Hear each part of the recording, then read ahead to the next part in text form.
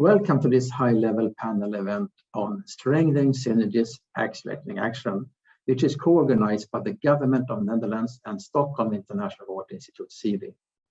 I am Torben Holmgren, Executive Director of SIWI, and I'm glad that you all have joined us for this important World Water Week session. Since a few years, this high-level panel has been a stock-taking movement where we have gathered a broad range of actors to discuss and look into the progress how the International Water Decade has contributed to the fulfillment of the Agenda 2030s on SDGs and on the Paris Climate Agenda since 2015. Today, we will advance this conversation through a dialogue on synergies and joint action. We will particularly focus on global processes, actions, and concrete recommendations, how we can contribute to the global events taking place this fall, like the UN General Assembly in September, the Food System Summit in October, and COP26 on climate in Glasgow in November. But also look into the future to the 2023 midterm review on the International Water Decade, Water for Sustainable Development, that will take place in March that year.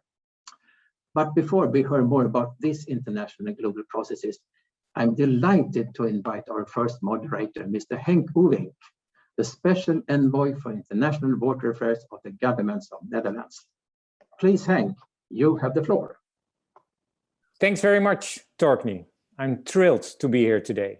This annual high-level panel has become somewhat of a personal favorite for me at Stockholm World Water Week. Of course, I won't say that at all the events, but it is true. This exercise, looking beyond the water world, looking beyond the water sector, looking at cross-sectoral approaches, really focusing on leaving no one behind, making water political, societal again, and look at the long term, making the connections to climate, to food, to health, is of critical importance for the sustainable development as well as for climate action. We have to look beyond our water, our water dialogue and our water horizon and bring in other sectors and partners into our water dialogue. Water is essential about everything in our economy, environment, in culture, in our society. And it propels us in the direction of synergies. And these synergies are of critical importance in these high-level conversations.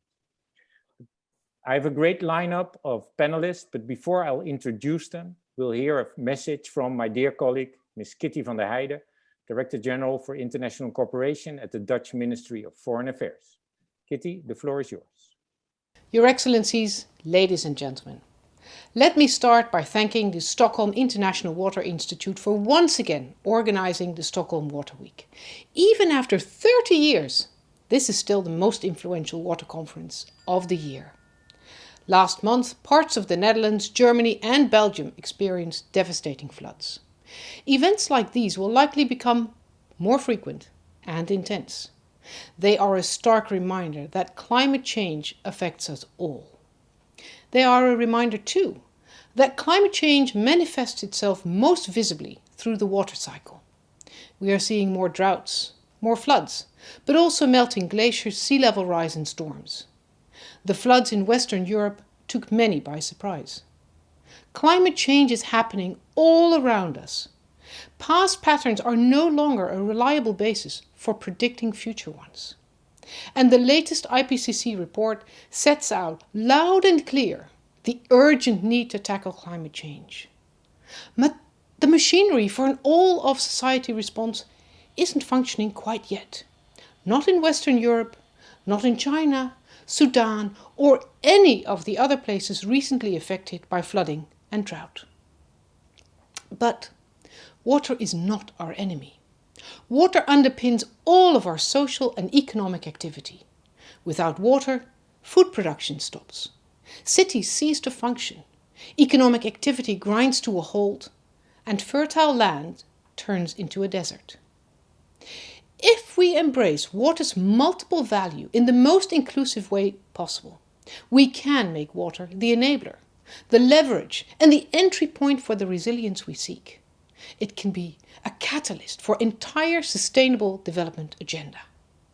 And today's high-level dialogue, appropriately titled Strengthening Synergies, Accelerating Actions, Let me outline two crucial themes that can hopefully feed the discussion to that end.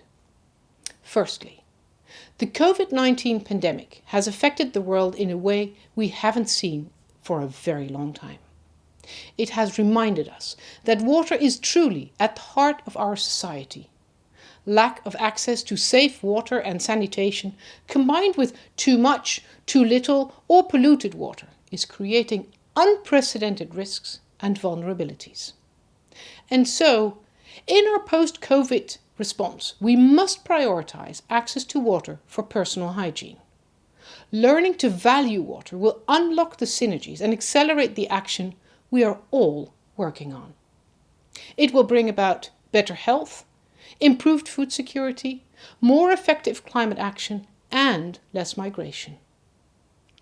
Building resilience through action on water, especially for the most vulnerable, will directly affect economic health and stability worldwide.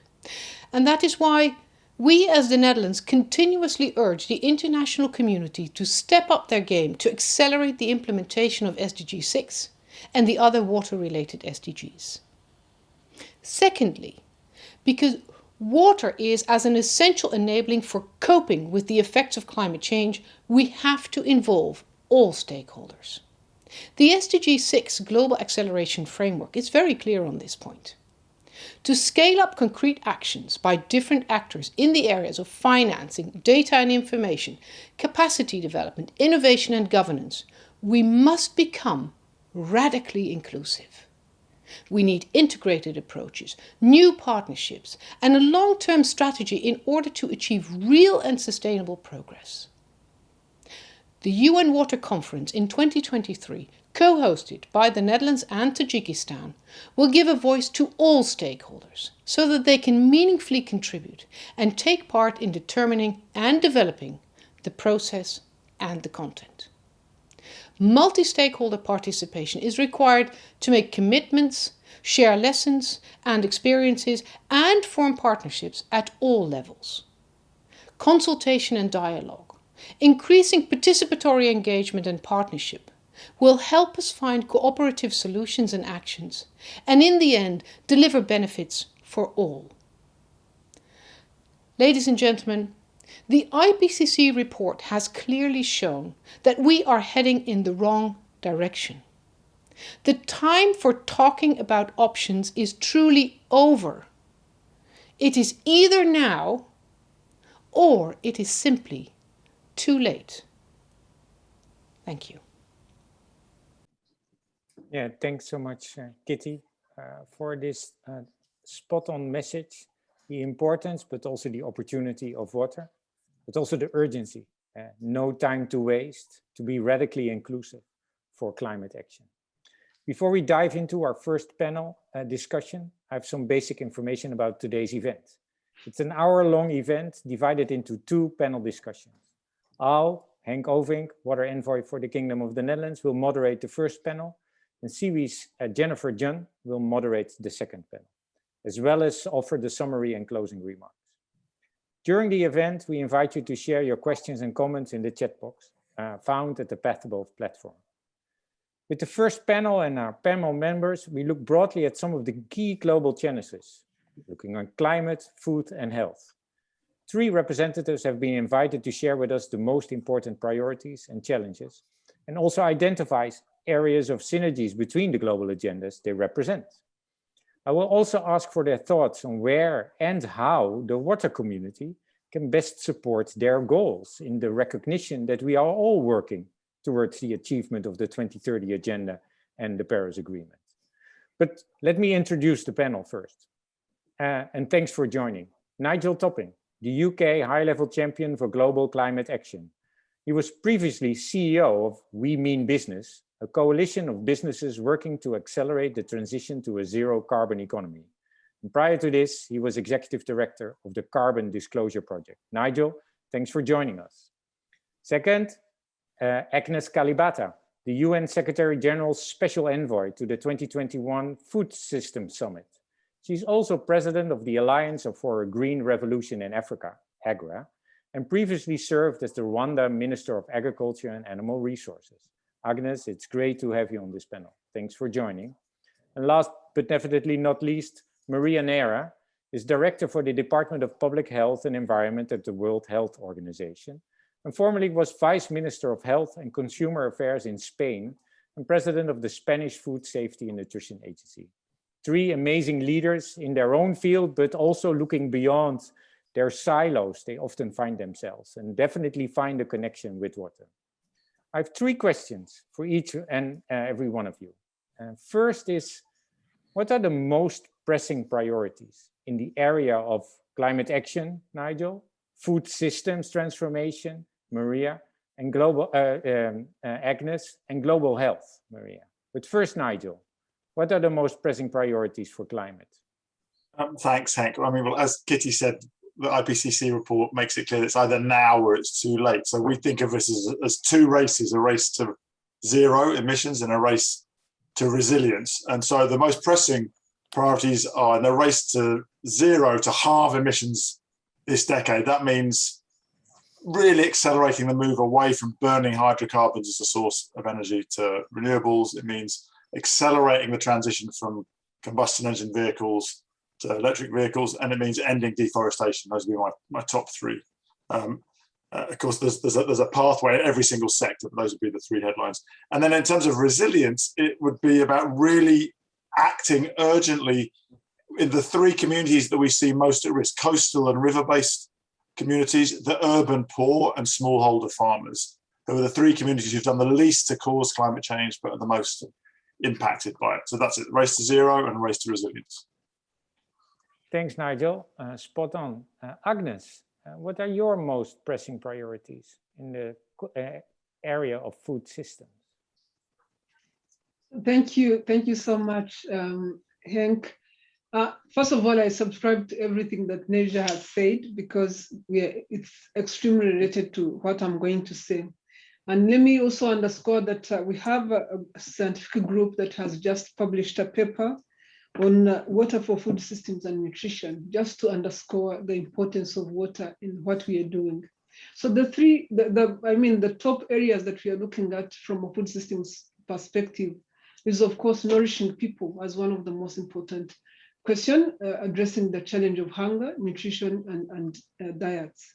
Then the other one is climate and biodiversity, recognizing fully well that food systems contribute 30% and growing to climate change, and 80% to biodiversity loss. Then the question of resilience becomes extremely important. We need to build resilient systems because we can't survive in the current environment. And then we also talk about the question of empowering communities and strengthening innovation from that perspective. So there a whole range of issues, but very interrelated, very connected to how we produce food and how food systems impact our environment. Thanks so much, Agnes. And again, as with Nigel, water is trickling down on the race to zero and the race to resiliency as much as to food security, climate and biodiversity, and those innovations. Maria, for you, the same question. What are the most pressing priorities in the area of global health? Thanks, Henk, and thanks, Nigel and Agnes, because they have defined exactly what are the global health priorities. Because in fact, you know, if you stop burning fossil fuels, as Nigel was saying, and we race to zero net, we will reduce, by doing so, we will reduce air pollution. And as you know, until now, air pollution is killing 7 million people every year. So this is a huge public health priority. So if we implemented this zero net race, for global health will be an enormous benefit. Similar for the food systems. If we go for a sustainable food production and consumption, including the waste management of the food, that will be an incredible, successful agenda for global health. So for us, stopping this fight that we have with nature, with the ecosystems at the moment, will be the way to protect our health.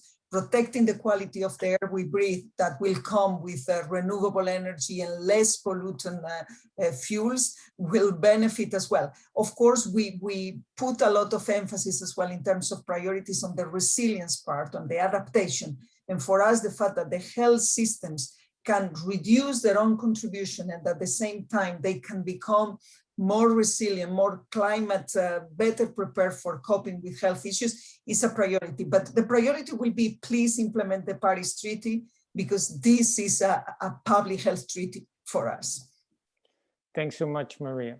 And what I'm going to ask you all three next, you already started to build on, is what are the synergies you see between the priorities you've outlined? And you already started to talk about each other's connections, food, health, climate, they are all related. But I want you to expand a bit. Nigel, the synergies you've outlined between the three of you. Can you perhaps name an example or a collaboration or an innovation that highlight that synergy? Well, I think let me start with Maria, in fact, who taught when we launched the Race to Zero. Maria helped launch it, and that's when she educated us that about these 7 million premature deaths. I would say that so clearly that's a synergy between climate. You know, cars and coal produce the same, cause climate warming, but they also pollute the air, which leads to those pulmonary diseases. And that's really a city issue. Right, and you know, we've all seen these pictures of terrible smog in cities around the world. So I'd say that's a real area of synergy where mayors around the world are now really starting to lead to get us off coal and away from combustion engine cars because of the pulmonary health of their citizens. And then the other big bit of synergies is, you know, Agnes has alluded to it, but we know that, you know, food systems and land use change cause a quarter of the emissions leading to climate change, and they hold the key to about a third of the solutions if we really accelerate transformation of our food systems and stop deforestation at the same time. So I'd say cities and then the soil and the trees are the two areas where we see the real synergy between health and food. Yeah, thanks, Nigel. The IPCC Climate Change and Land Report really focuses on this. It's everything we do increases climate change with a bigger carbon footprint. But the way we do it, the way we develop our economies, our agriculture, our industry, but also our infrastructure, is making us more vulnerable with every dollar spent. Agnes, same question to you, the synergies between you all. Thank you, Henk. Listen, the only reason I'm in this Food Systems Summit and the thing that we say the most in the Food Systems Summit is so we can demonstrate the synergies. We can demonstrate the meaning of food systems to environment, the meaning of food systems to health, and how they are interrelated and the synergies, but also the opportunities to work together. I look at my job as taking food systems to the environmentalists and taking food systems to the health people, because I'm tired of us addressing challenges when it is too late, addressing these problems when it is too late. And food systems have a real opportunity for us to address these challenges a little bit early. And you were looking for examples. And I'm going to give you an example from a true cost of food perspective. There's a lot of work that has been done on the true cost of food. And in my country, Rwanda, if I give you an example very quickly, we made a choice to move money from Ministry of Health to investing in a food plant that provides food for 1,000 days so that children don't have to be malnourished and be in hospitals being treated. We move people from highly vulnerable areas and prevent and stop agriculture where it shouldn't be, so that we don't have to deal with the problems of landslides and stuff like that. So the question of true cost of the things we do to produce food is real. And sometimes we just have to really look at those opportunities and synergies and address them ahead of time. Thanks, Agnes. And also great examples. We see the synergies between our sectors, but moving the dollars towards preventing the impact of the disasters coming is, of course, not often easy in our institutional siloed world. But it's a great example. Thanks very much for sharing. Maria, for you the same question, the synergies. Yeah, you know, Henk, people is talking these days about, oh, it's a shame that we don't have a vaccine for climate change. Actually, we do. We have one. We have it. and is the one that is called intelligence. The problem is that probably we're not using that vaccine on a very, high scale.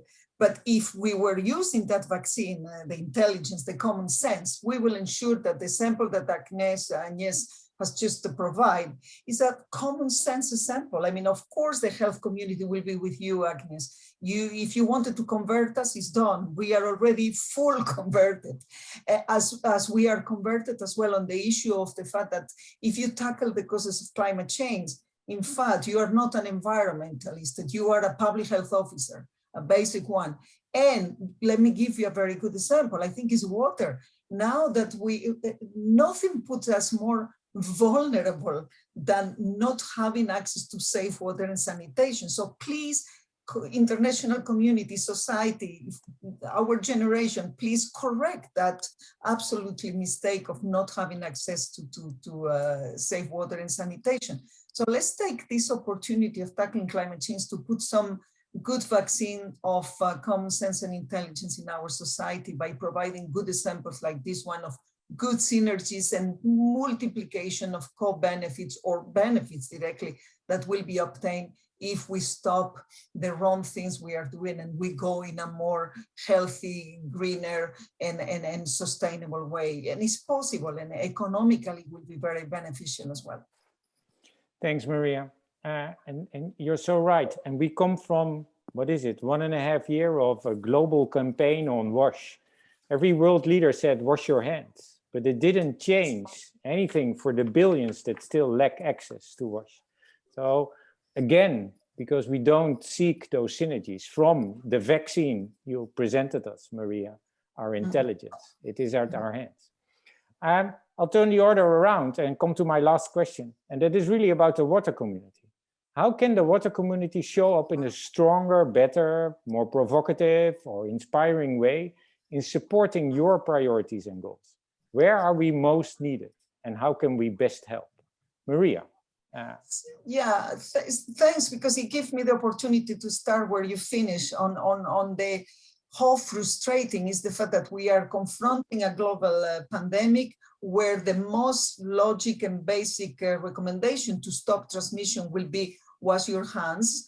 And 3 every 10 people around the world, they cannot simply wash their hands because they don't have water or access to soap or sanitation. So this is our first things that the health community and the water community, they need to put that very openly and demonstrate that this is absolutely irritating at the minimum and frustrating and absurd somehow. So we need to take advantage of this crisis to at least correct those absolutely wrong approaches and fill that gap of people still lacking access to safe water and sanitation.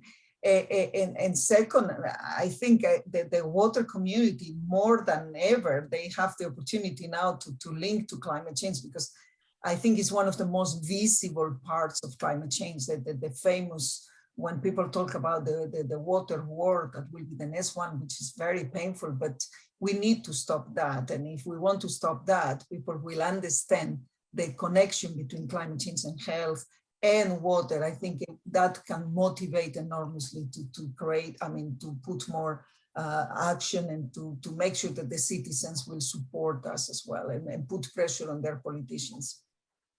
Thanks, Maria. So much right. Thanks so much for putting this forward and also already making those links. Agnes, to you the same. Where can the water community help better, do better? How can we be a more provocative partner in the goals and the ambitions you have in front of you? So there are very many areas that I could talk about, but I'll just mention a few. First of all, there should be a water community in a lot of places. It's sometimes surprising, even at country level, to find that there's no particular ministry that is responsible for water, and it gets lost within, the cracks of all the other things that are happening. So ensuring that there's a water community that looks at the policies and issues, the science, the policies and issues that impact water is extremely important. The issue of climate change. My part of the world, where I live in Africa, there's no improvement of livelihoods without addressing the question of water, because most farmers are dependent on rain-fed agriculture. So if we don't improve climate change, we have no water. We are going to increase conflicts related to water for indigenous communities, especially among pastoralists and fishers. These conflicts are already out there. So ensuring that those things are addressed. The governance of water. Even as we talk about, I talk about communities within a country, we know that there are governance issues between countries. These are challenges that can only be addressed from a community that understands the science of water. It's not like, water is not like land, it's not stationary, it moves between people. So being able to help address some of these conflicts that might arise, it would be extremely important. But there's also a contamination issue. Water is as good as its quality. Yeah. Water pollution is a major problem across nations, across communities, waterborne diseases, but also cancers that are increasing because of how we use water. Most importantly, there is no process of the food system that does not involve water, from production to processing all the way. Without water, I know we have no life, but we also have no food system. So I really think that the ability to be able to work with us to ensure that there are policies that ensure that communities that are disadvantaged from a water perspective have a voice, but also ensure that conflicts are resolved and ensure that the opportunities that come out of water resources are available to people is extremely important. Thanks, Agnes. Get organized is also a core message you bring forward. I forgot to mention water use planning. We have a lot of use planning. Water use planning is something we need to really start doing. Yeah. Nigel, you're last. Same for you. How can we better help? Well, I think it's a really good question because it's a generous question. Like, how can we help? And I think that too often we get into silos: climate on Monday, health on Tuesday, water on Wednesday, food on Thursday, confusion on Friday. You know, Kitty said that this is about being radically inclusive. And I think it's also about being radically generous. So my one thing I'd say is think about how the water community can support the Food Systems Summit, can support public health, can support climate change. Don't see it as, you know, if you think in silos, you think competitively, you think zero-sum game. There's win-wins everywhere. You know, the water and water treatment system is a big user of energy. Let's get all those systems to being net zero by 2030. Like all the water companies in the UK have committed to getting that system to be net zero by 2030. And let's see the opportunities to use water as a driver for reducing emissions and addressing development goals. You know, water in agriculture, it's the key. It's one of the keys to productivity, right? So it doesn't. You don't have to. I mean, I think we've learned this by getting it wrong in climate, like always trying to lead with emissions instead of realizing that mayors and their citizens care more about health. And you get emissions reductions when you tackle the air quality, and similarly with agricultural productivity. So don't feel the need to lead with your own. Be generous about how you can take your water expertise to support momentum in other challenging areas. Thanks so much, Nigel, for this, as you all did, this call to action, but also a call for collaboration by the intelligence and understanding of these interlinkages, these synergies. We can move forward in better ways, as Kitty also said, to value water across all of our society, being it climate, being it health, being it food, and ensure that we organize ourselves better from the ground up all the way to the political level. Thank you so much for your amazing exchange in bringing forward these examples and expertise, but also your leadership in the field you represent. It's not the first or easiest conversation. It challenges all to stretch beyond our usual boundaries, but this is exactly what we need. This is also exactly what the water community needs. I hope you find this discussion as insightful as you did. You know each other, you find each other, but you find yourselves now in a water space. I really hope we can continue to join forces and scale up our actions to really have an impact, starting at the most vulnerable, the communities named by Nigel on our river basins and coast, all the way to the most vulnerable in the context of food security and health security. So thanks so much. I have to end this first half of this panel. Thank you so much for your contributions. And I hand it over to my dear colleague and good friend, Jennifer Junn, Senior Manager for International Policy at SIWI, to moderate the second panel. Thank you all.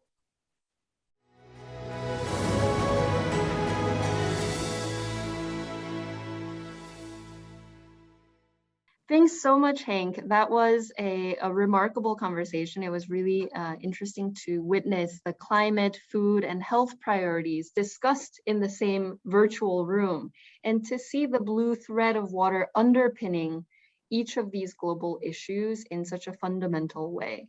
In this second half, we'll focus on some key global water initiatives and dig into the ways in which they connect to one another and they link up to other global agendas to advance progress on the Sustainable Development Goals, including climate action. We'll hear from 4 speakers on how they see their initiatives respond to the calls for collaboration and partnership that came through so clearly in the remarks that we heard from Nigel Topping, Agnes Kalibata, and Maria Neira. Let me first introduce the speakers. Kellyanne Naylor is UN Water Vice Chair and Associate Director for Water, Sanitation, and Hygiene at UNICEF. Her work on managing urban, peri-urban, and rural water, sanitation, and hygiene has taken her across the globe in Central Africa, South Asia, Latin America, the Caribbean, and North America. Thomas Strattenwert has been with Germany's Federal Ministry for the Environment, Nature Conservation, and Nuclear Safety since 1987. He has also served as co-organizer of the Bonn 2011 Water, Energy, Food Nexus Conference and is responsible for setting up and further developing the German government's strategy for adaptation to climate change since 2008. Lindsay Bloget is a youth representative of the Water and Climate Coalition. She, until recently, served as president of the World Youth Parliament for Water, and she has been an observing board member of the Global Water Partnership Steering Committee and has worked with strategic partnerships at Water4. Japheth Habinshuti is Chief Resilience Officer for Kigali, Rwanda. Before his current role, he has worked as a senior infrastructure development planner for African Innovators for Smart Civil Engineering Services. Japheth has also worked for UNESCO in the Democratic Republic of the Congo and has worked with the Rwandan Natural Resources Authority. Thank you all for joining this discussion today. And I'd like to start off with the request, the ask to each one of you to present very briefly your initiative. Kellyanne, I'll start with you first. Go ahead. So much, Jennifer. It's such a pleasure to be here today. I think something for me that really stands out in all these discussions is that we must work faster. And I think we've seen with some of the recent reports on our SDG 6 progress that in some areas we need to go not a little bit faster, but a lot faster, up to 4 times faster. So this is one of the reasons why the UN Water family has launched the SDG 6 Global Acceleration Framework last year, which is the initiative that I wanted to highlight. So we know these numbers, we know we need to speed up, and we know we need to have everybody on board to generate this effective acceleration. This framework, we hope, is a way for each stakeholder, each organization, and even individuals to be able to identify priorities and use these accelerators to get the work done. For those of you who haven't seen it, there are 5 accelerator areas: financing, data and information, capacity development, innovation and governments. And we can use these accelerators to mobilize action across government, civil society, and the private sector, and the UN to work better together, truly leveraging our resources and expertise for action. Since it's been launched, we've been really excited and encouraged to see so many initiatives with huge potential come to fruition. Some are new, but many are existing initiatives that are getting an extra boost from greater collaboration. This framework has been recognized in intergovernmental processes such as the Human Rights Council, in General Assembly resolutions. Most recently, we saw some of you in July at the Bonn Water Dialogues for Results and the SDG 6 special event at the High Level Political Forum. So we think this is really great news for water, and it's really just the start. Thank you. Excellent. Thank you so much, Kellyanne. And I think that sense of urgency that you spoke about, that resonates obviously very powerfully here at World Water Week, seeing that our theme this year is building resilience faster. Thomas, go ahead next. Yes, thank you, Jennifer. And thank you for having me on this panel. I'm very delighted to be with you. And I can just hook on what Kellyanne just said, because our initiative, the Water Dialogues for Results, accelerating cross-sectoral implementation of SDG 6, is really somehow in the support of the global acceleration framework presented by UN Water. And as you all know, we will have the midterm review of the water decade in 2023. And because we think that this conference will be kind of the last opportunity maybe in order to really shift the gear or change the course in terms of achieving the water-related goals and targets of the 2030 agenda, we thought that we should start with a kind of input to the preparation. And that's what the Water Dialogues for Results are about. So we developed together with International Steering Committee and with the setup of a series of workshops and events in springtime, a set of key recommendations that build on the Global Accelerator framework and give a bit more flesh to them. And also we developed a set of policy recommendations underpinning those key messages. And those key messages have been then handed over by our minister during the conference to the head of UNDESA, who is in responsibility together with the co-host Tajikistan and the Netherlands for organizing the conference in 2023. And yeah, so far we have quite a number of supporters, more than 40 countries and organizations who subscribe to the key messages, and we hope that they will come in more and more, also maybe during the Water Week. And that this will be an input and a starting point for the further prep process to 2023. That's fantastic. It's really good to see already. And I know that our next question is about synergies, but clearly there are already synergies that are happening between your initiatives. So that's really encouraging to see. Next, I'll turn over to Lindsay. Thanks, Jennifer. It's great to be here. Today I'm representing the Water and Climate Coalition, also as a part of the Accelerator framework that we see a theme here today. This group actually started in late February, early March this year. So I'd really like to take the opportunity to spell it out since it's a new initiative. We're aiming to set and pursue an integrated global water and climate agenda in support of sustainable development. And we're specifically catalyzing action through leadership and through example. We're unique in that we consist of leaders. There's a panel of leaders and also members, and we're supported by the Secretariat of the World Meteorological Organization.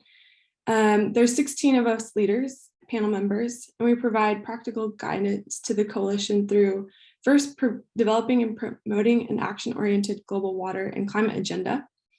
Second, we're advocating for actions at the highest UN and national levels. Specifically, we'll be at the COP this year, the Budapest Sustainability Summit, as well as future UN events focused on SDG 6 and climate change. Third, we're informing the public on the main water and climate challenges and possible solutions. We really want to make sure that the voice and that the initiatives are well spoken and communicated to the public. Members come together to form tangible actions through the SDG framework. Specifically, the Water Climate Coalition is focusing on closing an information gap in water, energy, and food nexus. We want to see a robust water and climate data sets, as well as monitoring systems. So we really push for this initiative. As you mentioned, Jennifer, I'm one of the 2 youth representatives, and there's 16 of us coalition leaders. That's, I'm trying to do the math really quickly. That is a significant representation of youth in that context. And I'm really glad to see that actually as part of the agenda to be more inclusive and to bring in more diverse voices. That's fantastic. Last but not least, I'll turn to you, Japheth, to kind of offer us so far we've learned about these global initiatives, and I think it'd be really interesting to hear from more local, municipal perspective on the work being done on the ground. Go ahead. Thanks, Jennifer. I'm really thrilled to be on this panel representing the city of Kigali, and will particularly share some insights from a multi-city urban water resilience program, which is being undertaken in 6 African cities, Kigali included. The program is being run in partnership with the World Resources Institute, the Resilient Cities Network, and a global independent firm called ARAP. And it's a very ambitious program which helps the city resilience building efforts. We started a few months ago, but this program has been run in other cities before, like Miami, Cape Town. So we are also testing the approach in Kigali. And what we do basically is to assess the shocks and stresses faced by our water system, and also to see different actions that are tackling these risks, and then see the resilience gap and try to come up with an action plan which is implemented by stakeholders in different spheres, the government part, the civil society, the private sector. So it's a multi-city engaging program. So I will share a bit more on this program. Thank you. Wonderful, great. And of course, naturally, and we talked about it a little bit before, there's so many synergies that we can clearly see already between your initiatives. But I wanted to zoom out a little bit and refer back to the panel discussion that we heard earlier today.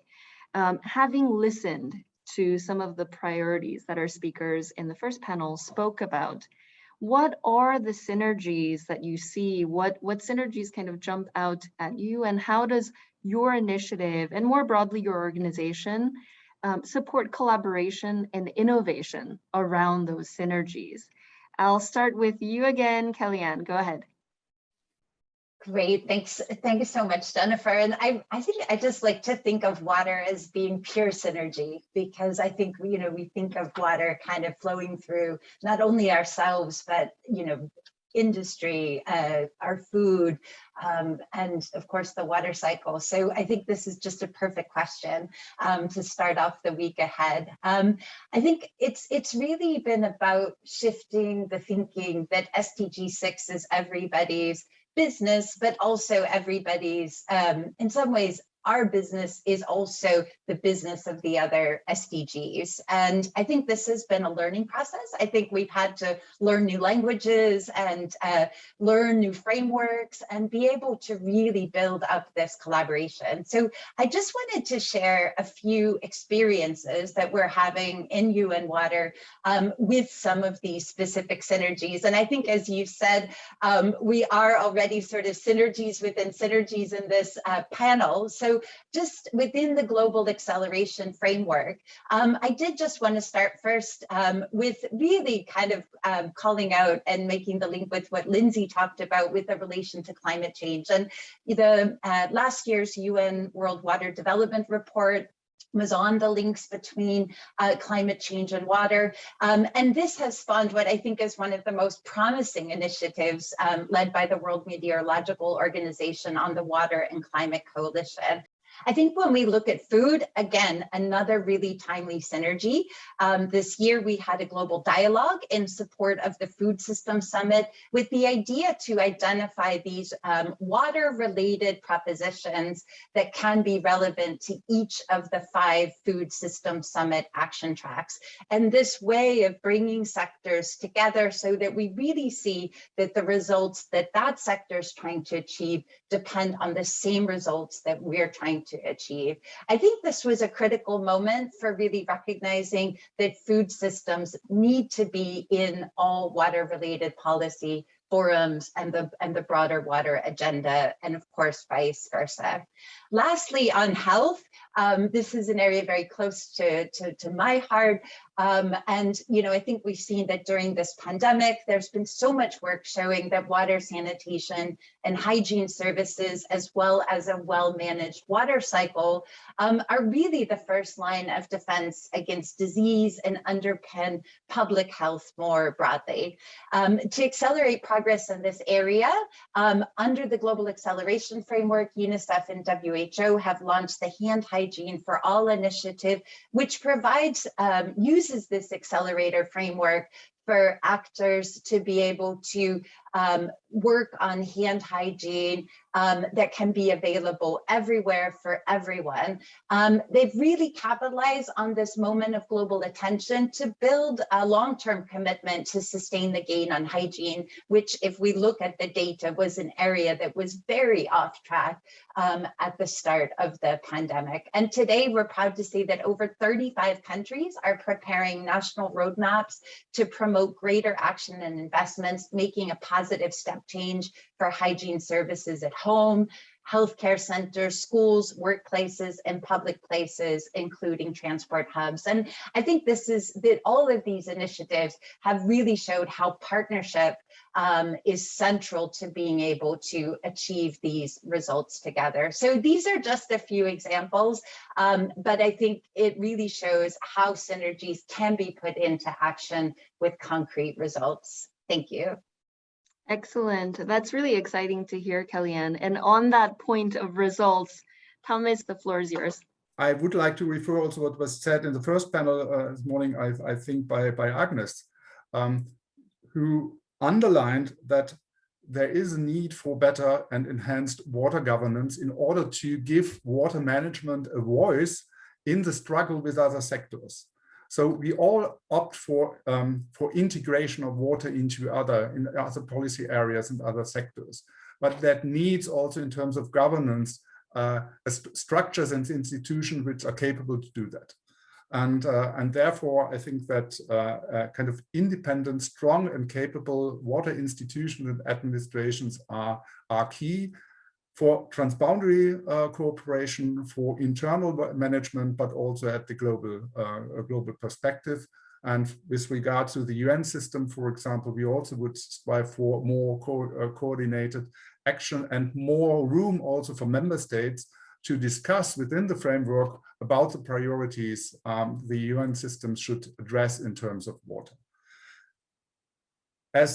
And the second point, underlining that, and I think Lindsay referred to that in her input with regard to climate change, also data and information is not just needed for the water community and for water management, but we need a kind of comprehensive cross-sectoral database in order to better understand the interlinkages and interdependencies between the different areas. So, for example, we, as the water managers, we need to better understand what the needs are, for example, for food and nutrition. On the other hand, the nutrition people needs to better understand what is behind the water sector, behind the water management, and what are the restrictions in terms of providing water for other sectors. So that it's a finite resource, water, and so we have to work together in order to manage it better. Financing, same issue. On the one hand, we all know that there is a huge gap in financing for water. On the one hand, therefore, we have to improve the performance and efficiency of the mechanisms for funding for water investments. But we also need to look into how we can better mobilize funding in in these kind of integrated approaches and projects, which provide services for just more than one sector, which can also combine climate mitigation, climate adaptation, health, and food issues. And in this context, I would also like to strengthen or to raise the attention for the role of utilities. And I think that was mentioned by Nigel Topping this in the other part of the panel, that utilities can serve as a kind of institution which address these issues in an integrated way. So they can do something on mitigation. They have opportunities to produce, for example, clean energy. They can work on adaptation, look into the possibilities of nature-based solutions for their services. And they also can work on the health side. But again, utilities need to learn that and needs to be made capable of doing that. And the last point, the fifth pillar is innovation. And there we think that better linking, let's say, traditional approaches and knowledge with new digital techniques would be maybe very helpful in order also to be more inclusive and to involve people better, even through, for example, kind of citizen science approaches or these kind of stuff. So because we just need to start from the experiences of people also in finding solutions. Thank you. Excellent, thanks, Thomas. Lindsay, I'll turn to you. If you could give a response, if you could respond to the remarks from the earlier panel, how would you respond to them? Absolutely. I want to refer back to something that Nigel said at the end of his intervention, and he mentioned being radically generous. And I thought to myself, what does it mean to be radically generous with science and policy and water? And I thought it was a really good remark in terms of reminding us that our respective fields, either water, energy, food, or health, specifically in this conversation, is really an opportunity to solve our world's challenges synergistically instead of in competition.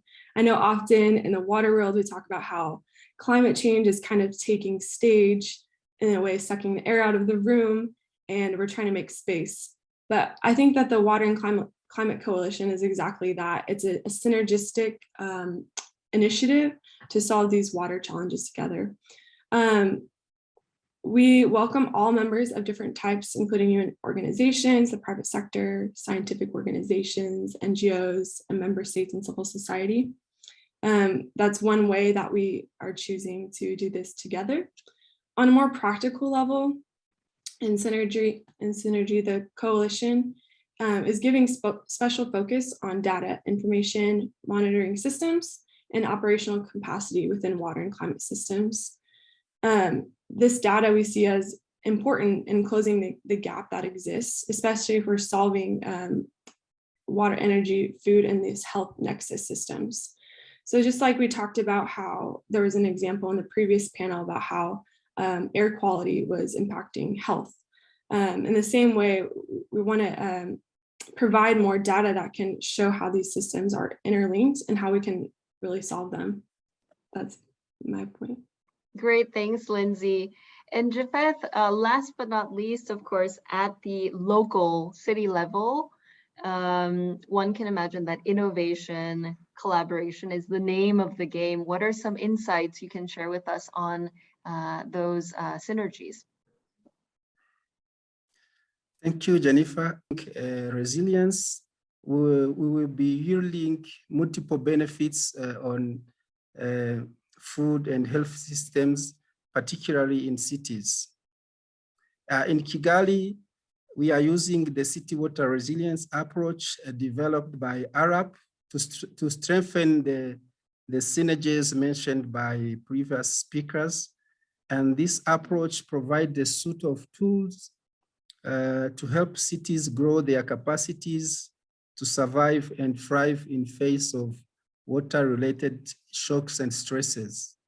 As I mentioned before, we have identified priority shocks and stresses which Kigali is facing, And right now, we organized an assessment workshop with different stakeholders to see how we can deal with those risks, and also to see what actions could be done to address those risks. So I think the approach value of building holistic urban resilience through bringing together diverse stakeholders in the urban water system to discuss on the value of water for different users, different purposes, but more importantly, we are seeing also interdependencies between or among various systems of the city. The end result is that together with all the stakeholders, we chart a pathway towards city-wise, water-wise city. That will be an action plan which will be implemented with different efforts. So far, there are many themes which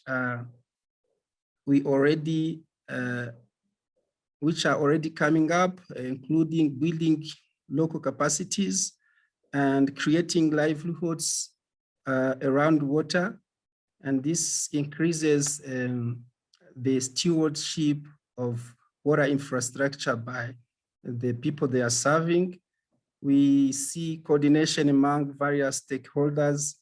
We see the theme of leveraging data for better decision-making, and also innovative financing approach in order to improve or address the resilience gaps which were identified in the workshops I mentioned. Terrific. Thanks so much, Shafet. I have to now bring this conversation to a closing, but it's been a really candid, insightful exchange. And I think the conversation reveals to us that there are many, wide, diverse range of water initiatives and initiatives that are quite interconnected and synergistic already taking place today and now. And it helps us understand the path forward to advancing water goals. And we know through your initiatives that advancing water goals means that we are advancing the goals on climate action, on food security, and last but not least, human health. If you're a visual thinker like me, you are listening to this conversation from both the first panel and the second panel with some already images popping up in your mind to kind of illustrate those interconnections. And to offer a spoken summary would not do justice to the richness of the two conversations. So we thought we'd employ a more creative visual tool to help capture the essence of what was discussed in this first hour, in this 1 hour event on strengthening synergies and accelerating action. So let's now take a look.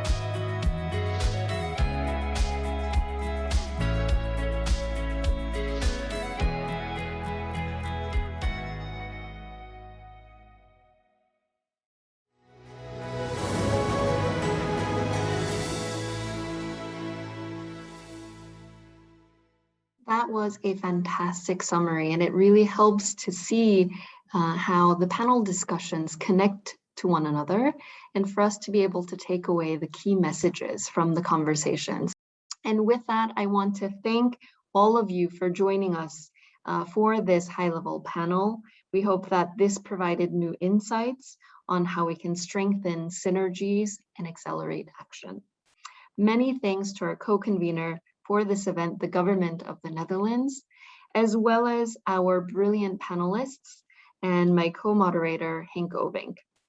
We hope that you enjoy the rest of World Water Week 2021, and we hope to see you again at World Water Week 2022.